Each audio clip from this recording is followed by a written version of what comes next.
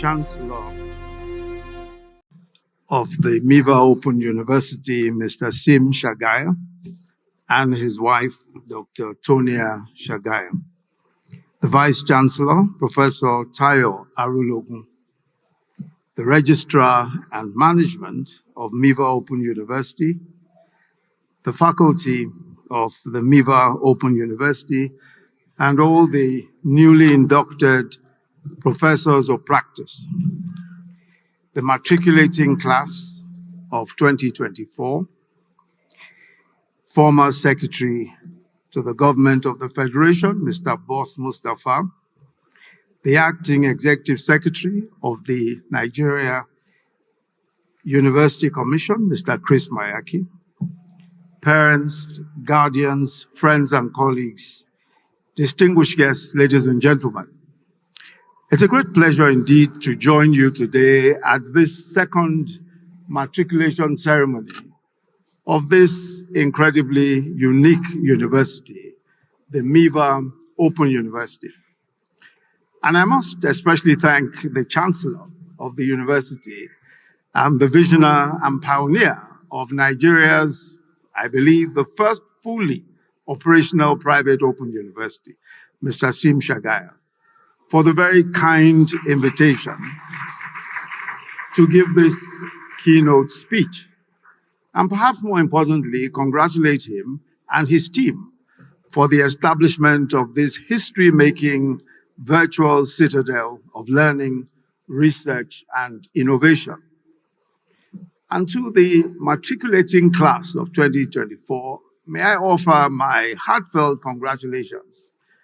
This day marks the beginning of an extraordinary journey in higher education, one that places you at the forefront of a revolutionary model that redefines learning with unparalleled innovation.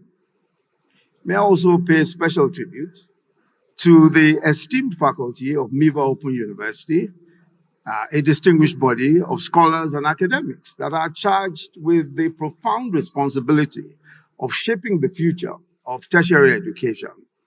It is your role to train a new generation of leaders who will be equipped not only to navigate, but to thrive and innovate in a world defined by volatility, uncertainty, complexity, and ambiguity. I must also say how excited I am to be in the company of university teachers, scholars, and students. Teaching is my first love, and I've been a university teacher now for, I think, 43 years or so. I started teaching. I started teaching at the University of Lagos when I was 24. So I've been a teacher for most of my life.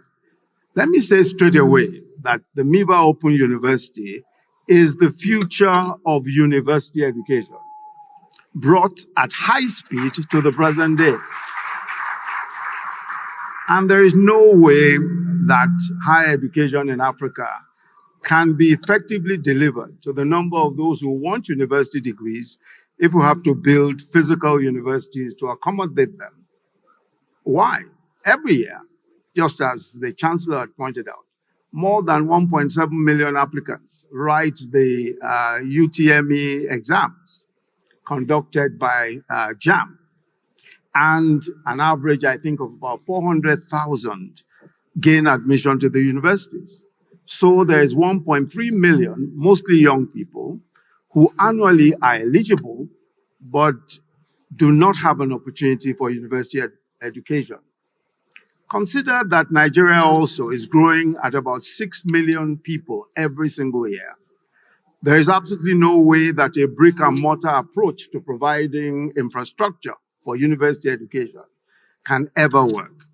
We must also realize, and when I say we, I mean education policymakers, teachers, students, and employers of labor, that education as we knew it is gone forever. Now and in the future, what we will teach, how we will teach, will never be the same again. This change is motivated by the type and quality of employee that the market wants today. and that the market will take for granted tomorrow. And also how technology, especially artificial intelligence and machine learning, is rapidly transforming business, the professions, and the entire marketplace. The innovative, efficient, tech-savvy, problem-solving employee who is a skilled collaborator or co-creator is what the employer wants today. So how do we achieve that? First, with teaching. The emphasis is going to be on critical thinking and problem solving. Information gathering, memorizing, and regurgitating information is dead. There is so much information and analysis of information already. And that is even made more versatile by intelligent systems, the AI tools and all that. So the emphasis now is not on how much information you have, but how you can use that information to solve real-life problems. And real-life problems are many and varied, and not tied to the curricula in many of the old and existing disciplines. So welcome to the new world also of modular education. Modular education includes micro-credentials and digital badges. And these are short trainings targeted at providing students with particular skills or knowledge, usually specifically required in a particular industry or profession. So for example, the IBM's digital badging programs may offer micro-credentials in areas like cloud computing, blockchain, artificial intelligence, cybersecurity, etc. The sorts of programs that are offered, I believe, in the Department of Computer Science here. Micro-credentials focus on critical high-demand skills, preparing learners to work in specialized areas without requiring a full degree. So microeducation could potentially rival university degrees in the future, especially as the world of work and learning continues to evolve. So teaching methods and resources are changing and must continue to evolve. Learning will be increasingly personalized. In other words, students will be able to learn at their own pace. This is now possible and will become the norm as greater use is made of data-based insights. Adaptive learning platforms can now, as you know, use artificial intelligence to design even coursework to meet the specific needs of every individual student and the best pace at which to teach each student. We are also going to see more teaching using virtual and augmented reality. All these sorts of equipment are already available. Technologies that use these immersive tools would provide hands-on learning that can be repeated over and over again by the students. All of this is changing education and will permanently change how disciplines, especially like law, medicine, architecture, engineering, and the arts are taught. So using these tools, all these new tools, for example, I witnessed how virtual reality and some of these other tools are used in orthopedic surgery. And what it does is that it provides hands-on learning experience in a virtual environment. Students using VR can explore 3D high-resolution models of the human body, especially the musculoskeletal system, in a fully immersive virtual environment. They can manipulate bones, tissues, and joints from various angles, allowing them to understand anatomy. Using virtual reality, students can perform complete orthopedic surgeries in virtual operating rooms. They can practice complex procedures like joint replacement or fracture fixation in a risk-free environment. The VR system can simulate real-life scenarios, such as handling surgical tools, bone drilling, or tissue manipulation, providing valuable hands-on experience. For lawyers in training, the same principle works. They'll be able to participate in virtual courtroom environments.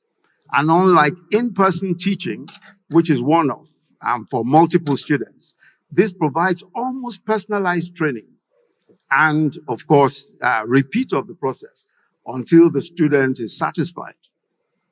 Well, let me share a few minutes of some wisdom from a fairly old and experienced gentleman now, after very many years on earth. With the matriculating students, what, in my humble view, is the soul of real success? I believe that real success has a soul. It has a DNA. And that real success is not just doing well for a few years or gathering some internet followers for some time. Real success is leaving a lasting impact through your work, your contributions to society, or the values that you are able to impart to others. It is about what endures beyond one's immediate lifetime. What then are some of the critical must-haves or must-dos for real success? What are these critical things? The first is integrity. And integrity might sound like cliche today, but it is absolutely the cornerstone of real success. Let your yes be yes. Let your yes be yes and your no be no. Be known for your consistency in applying high moral values or principles. If you borrow money, repay. And I'm not going to tell you a story about borrowing money and repaying, but because we don't have enough time. Don't make promises you can't fulfill. Integrity pays. It is getting scarcer. It's getting more difficult to find people of integrity. So it is in demand. And I can say that because integrity or people of integrity are in demand, they are much sought after by everyone. Even thieves are looking for men and women of integrity to keep their stolen money with. Life is a marathon. It's not a 100-meter dash. The person who will last that marathon is a trustworthy person, because trust is the currency of business and interpersonal relationships. If you are known to have no integrity, everyone will soon know it. And because many of the best opportunities you will get will be based on recommendations, it is easy to become unmarketable. The other must-haves are hard work and diligence. Again, they may sound like cliches, but being smart and talented is great. But one of the many reasons why many smart and talented people don't succeed is that they are not hardworking and they're not diligent. Diligence is key.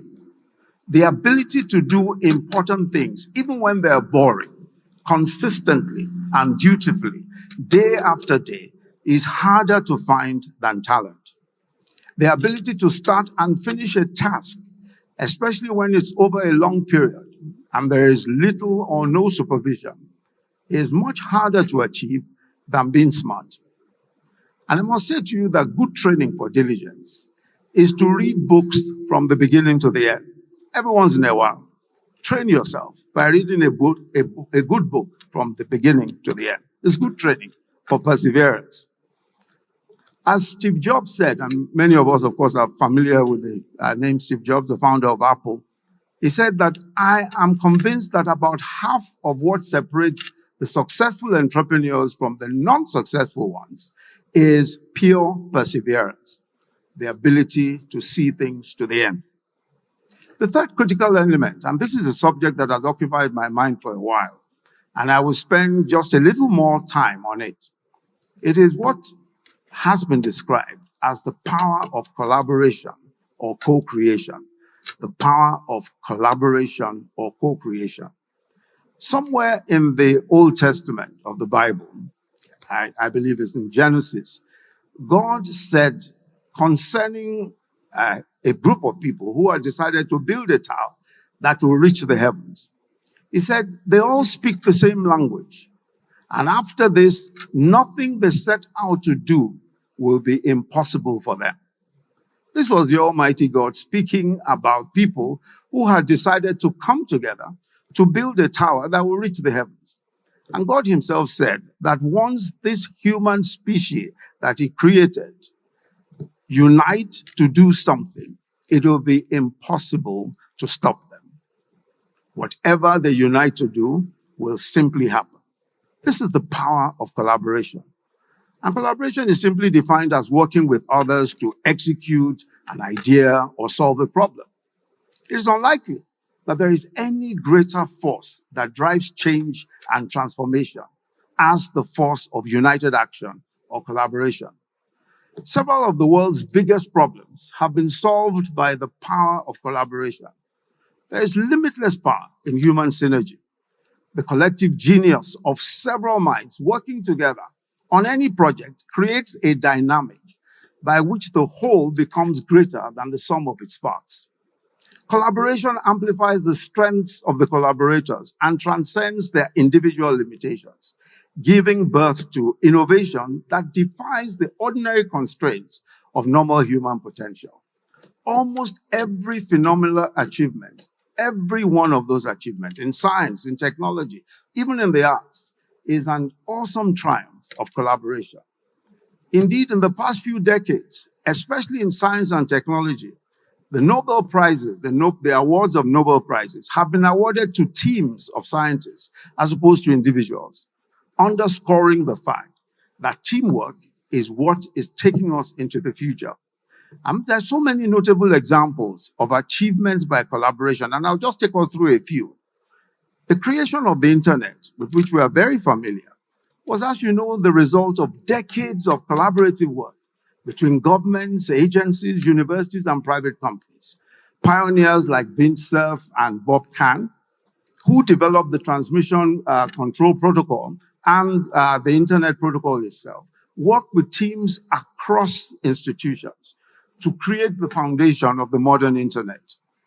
The World Wide Web, developed by Tim Berners-Lee at CERN, was another collaborative effort that turned the internet into a user-friendly platform for communication and information exchange. Man's first landing on the moon on the Apollo 11 in 1969 is a tribute to the power of collaboration. The Apollo program was a monumental collaborative effort involving over 400,000 engineers, scientists and technicians from multiple industries, universities and government agencies, including NASA. From the development of the spacecraft to the complex calculations necessary for the mission's success, the Apollo program was a testament to the power of human collaboration on a grand scale. It required coordinated efforts across disciplines like physics, engineering, computer science, biology, all working towards the shared goal of safely taking astronauts to the moon and bringing them back. Now we have the International Space Station. The International Space Station, the ISS, is a symbol of global collaboration in space exploration, a partnership between the US, Russia, Europe, Japan, and Canada. The ISS was assembled in orbit over decades. Countries agreed to work together. And they've now achieved what would have been thought impossible only a few years ago. How about the famous Manhattan Project, which led to the development of the first nuclear bomb during World War II? And then, since then, several advances in nuclear physics. This was a massive collaborative effort involving scientists from the US, the UK, and Canada. Over 130,000 people worked on the project, including some of the greatest minds in physics, as you know, like Oppenheimer, Fermi, and Niels Bohr. All of these people came together because it was impossible for one person within the time frame given to develop the various ideas necessary to develop nuclear physics in the way that it was developed. One of the most significant scientific breakthroughs of all time is the Human Genome Project. The Human Genome Project was a massive scientific effort that aimed to map out all the genes in the human DNA. The project, which began in 1990, was completed only in 2003, involved scientists from many countries working together. By the end of the project, they had successfully mapped the human genome, which consists of now, as we now know, over 20,000 genes and 3 million letters of DNA. The project revolutionized our understanding of genetics and laid the groundwork for advances in medicine, biotechnology, and personalized healthcare. How about the collaboration between art and technology that gave birth to the Pixar animation studios? Artists, animators, computer scientists collaborated to develop groundbreaking films like Toy Story, the world's first fully computer animated feature film. We all, of course, are familiar with Facebook. Mark Zuckerberg was the original visionary and programmer behind the Facebook, but he had at least four collaborators. Eduardo Saverin, who was involved in the business side, Andrew McCollum, who was involved in the early design aspects and then designed the site's logo and other user interface icons. Dustin Moskovich, he assisted with programming and expanding the platform. Chris Hughes played a role in promoting and managing the early stages of Facebook. You may not remember their names today. You may remember only Mark Zuckerberg. But Facebook would have been impossible without their collaboration. Andela, the 3 billion, now I believe is worth 3 billion or even more, tech company, known for training tech talents in Africa, was not the creation of Jeremy Johnson alone. It is, and Jeremy Johnson, as you know, is the current CEO. But Inya Aboyeji, a young Nigerian entrepreneur, Christina Sass, who focused on education and training aspects of Andela's model, and Carnival, who contributed to Andela's vision and helped in building the company's strategy. All of these men and women contributed to what became this big $3 billion company. The distinguished chancellor of this university is, as you know, a serially successful entrepreneur. And he's also one who exemplifies the idea of co-creation and collaboration as a principle of ideation, execution, and operation. So when establishing Konga, Nigeria's first and largest online mall, he collaborated with two other innovators, Shola Adekoya and Babajimi Ayorinde. Even this university, Miva Open University, is a product of an ongoing collaborative effort between the visionary, Anyekeme Umar, who I met just today, who is now the Chief Operation Officer, Ihianyi Akwiti, who is now the Chief Academic Officer, and Professor Tayo Arulogun, who is the current Vice Chancellor of the university. The collaborative effort is what we see today. That combined thinking together, is what we see today as this great online university. And the innovative operationalization of the university itself is also collaborative. Miva, I'm told, operates not just as a standalone online university, but also as a coordinator of a superior learning ecosystem of adjunct lecturers all over the world who can give Miva students office hours or direct teaching assistance outside of regular teaching regimes of the university. Today, from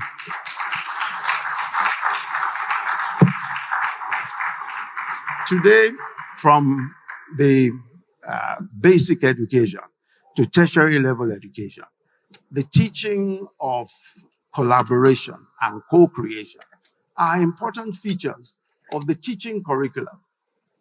Methods that are now used for teaching collaboration and co-creation include project-based learning, design thinking, and of course the design thinking workshops are becoming very popular, the deployment of digital collaboration tools.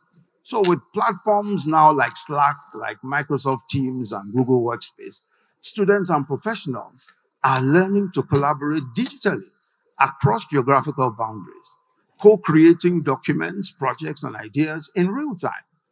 And of course, there are many tech companies today who use and teach agile frameworks, which prioritize continuous collaboration and co-creation amongst cross-functional teams to deliver iterative results time and time again.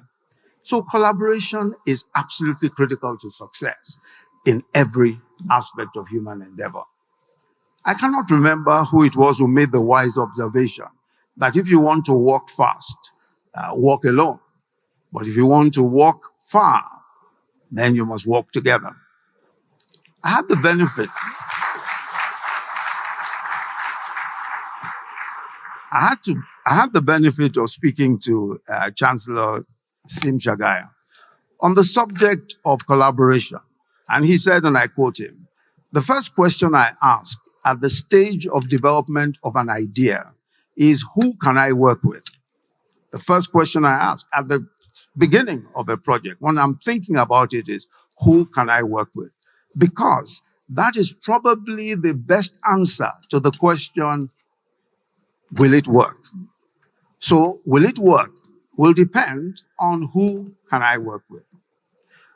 And I think that this is so important and a guiding principle for most of us today who are going to become experts of various kinds, entrepreneurs of various kinds.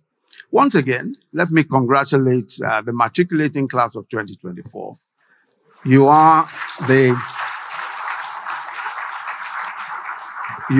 fortunate beneficiaries of university education at the most advanced moment in human history. You must live up to the challenge of this great opportunity, and I pray that your journey will be smooth and that you will achieve great success. Thank you very much. Let